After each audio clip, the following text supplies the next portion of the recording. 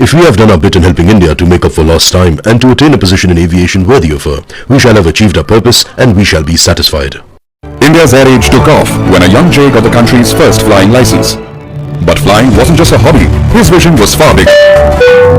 I had faith in the future of aviation and believed that if we came in at the beginning of an era, we had a better chance ultimately to achieve growth and leadership in the field. So, it came to pass that India's first pilot set in motion the making of India's first airline. 3 years of ceaseless correspondence and rejections didn't dampen his spirit.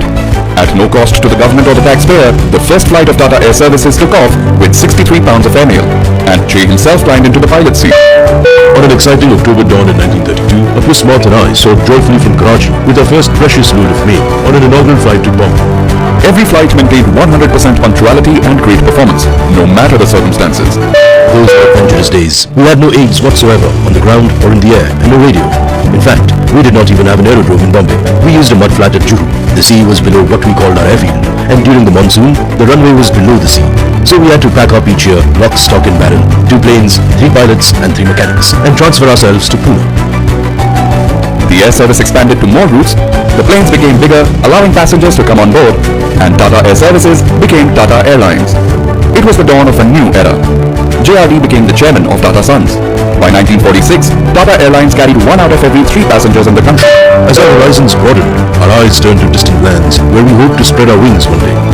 Fulfilling his dream of building for India an airline worthy of her, JRD expanded Tata Airlines to Air India and Air India International.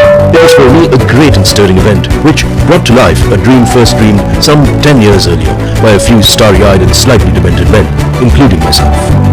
Seeing the Indian flag displayed on both sides of the Malabar Princess as she stood proudly on the apron at the airports of Cairo, Geneva and London filled me with joy and emotion.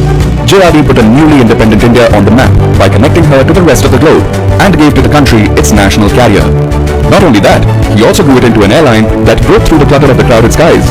From the temperature of the food to the recline of the seats, no detail was too minor for his personalized attention. I want that the passengers who travel do not have occasion to complain. I want to establish that there is no airline which is better liked by passengers, that is safer and more punctual, where the food and service is better, and which sets a better image than Air India. For 25 years, JRD Tata gave his selfless service to making the national carrier world-class. 7 decades later, Air India has flown back home. Today, on his 118th birth anniversary, we remember the man who gave India wings. A man who not only had a vision, but also did all he could to ensure that vision could fly. Together we dreamed and toiled, exulted in our achievements, suffered in our failures with fortitude, fought to retrieve them, strove endlessly for perfection in the pursuit of excellence, and always kept our eyes firmly on the stars.